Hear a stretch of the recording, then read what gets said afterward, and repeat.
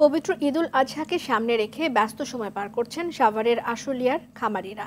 অবৈধ পথে ভারত থেকে গরু আমদানি না হলে লাভবান হওয়ার আশা তাদের। উপজেলা প্রাণী সম্পদ বিভাগের তথ্য অনুযায়ী এবছর 700 খামারি দেশীয় পদ্ধতিতে প্রায় 12,000 পশু প্রস্তুত করেছেন। কোরবানির পশু প্রস্তুতে ব্যস্ত মুন্সিগঞ্জের খামারিরাও চাহিদার চেয়ে প্রায় 12,000 পশু বেশি প্রস্তুত থাকায় রাজধানী সহ আশেপাশের জেলাগুলোতে সরবরাহের আশা করছেন তারা। ঠাকুরগাঁওয়ে বিভিন্ন হাটে চলছে বেচাকেনা। গেলবারের তুলনায় এবার দাম কম পাওয়ায় খুশি ক্রেতারা, তবে লোকসানের আশঙ্কা খামারিদের।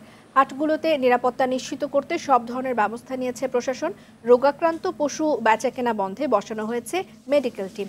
এছাড়া হবিগঞ্জে প্রায় 71,000 কোরবানির পশু প্রস্তুত করা হয়েছে। এরই মধ্যে খামারগুলোতে শুরু হয়েছে গরু বেচাকেনা। খামারিরা বলছেন মাঝারি আকারের গরুর চাহিদাই বেশি।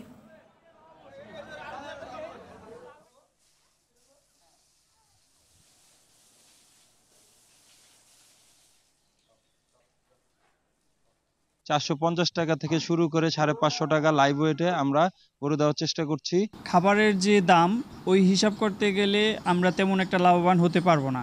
যদি খাবারের দাম একটু কম হতো তাহলে আমরা লাভবান একটু বেশি হইতাম। গরু কিনা আসছিল মনে করেন যে আর 3 মাস আগে 70,000, আজকে বেচলাম 73,000। খাইছে বোধ গরু 15,000, বেচলাম 73,000। লস কত টাকা? গরু মোটামুটি তুলনামূলক দাম কম। গত বছরের তুলনায় এবছর গরুর দাম অনেকটা শিথিল আছে, অনেকটা কম আছে।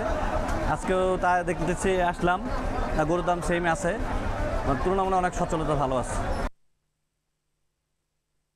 দর্শক, এই বিষয়ে বিস্তারিত জানাতে আশুলিয়ার একটি খামার থেকে আমাদের সঙ্গে যুক্ত হচ্ছেন ওমর ফারুক। ফারুক, খামারগুলোতে পশুর বেচাকেনা কেমন, কোন ধরনের পশুর চাহিদা বেশি, একটু জানাবেন।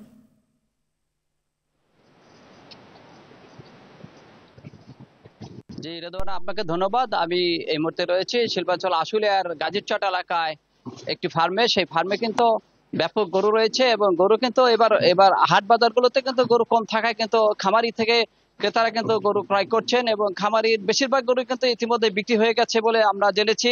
এবং দাম কিন্তু এবার বেশি নয়, এবার চাহিদার মধ্যেই রয়েছে।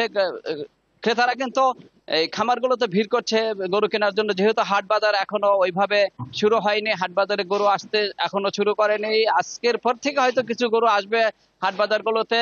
তো গতকাল থেকে কিন্তু নিম্নচাপের কারণে বৃষ্টি শুরু হয়েছে, যে কারণে হাট বাজারগুলোতে এখন সেই পরিবেশ নেই এবং হাট বাজারে বিক্রেতা সবাই সংকটের মধ্যে রয়েছে। আশঙ্কা করছেন যে তাদের কেনা বেচা আসলে কি হবে, গরুর কি অবস্থা হবে, তারা কিন্তু এটা নিয়ে শঙ্কিত। তবে খামারগুলো রয়েছে শিল্পাঞ্চল আসলে কিন্তু বেশ কিছু খামার রয়েছে, সেই খামারে কিন্তু ব্যাপক গরু রয়েছে এবং অনেক যত্ন সহকারে তারা কিন্তু এই গরুগুলো লালন পালন করছেন। এই গরু কিন্তু ক্রেতারা, অর্থাৎ রাজধানী ঢাকা সহ দেশের বিভিন্ন অঞ্চলের লোকজন কিন্তু এই খামারগুলোতে ভিড় করছেন, তারা এই খামার থেকে গরু নেওয়ার জন্য।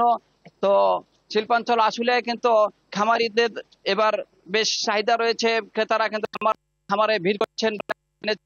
তো শিল্পাঞ্চল আসলে কিন্তু ব্যস্ততম এলাকা হওয়ার কিন্তু রাস্তাঘাটের অবস্থা তেমন ভালো, যে কারণে গরু তেমন প্রবেশ করছেন থেকে গরু হাটগুলোতে ভিড় করবেন বলে আমরা জেনেছি। তো শিল্পাঞ্চল আশুলিয়া থেকে পশুর কোরবানির খবর নিয়ে এই ছিল আমার কাছে সর্বশেষ। দেওয়া না ফারুক, ধন্যবাদ আপনাকে।